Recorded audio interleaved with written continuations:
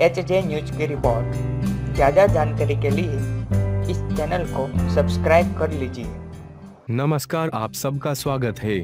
हर इंसान अपनी फोटो को खूबसूरत बनाने के लिए तरह तरह का एंगल ढूंढता है, लेकिन जरा सोचिए, आप परफेक्ट फोटो लेने की तैयारी में हैं, तभी किसी कारण उसका एंगल बिगड़ जाए तो कैसा लगेगा। जाहिर सी बात है, किसी का भी मूड खराब हो जाए। आज हम आपको कुछ ऐसी ही फोटोज दिखाने जा रहे हैं जब बिल्लियों के कारण लोगों की फोटो बिगड़ गई।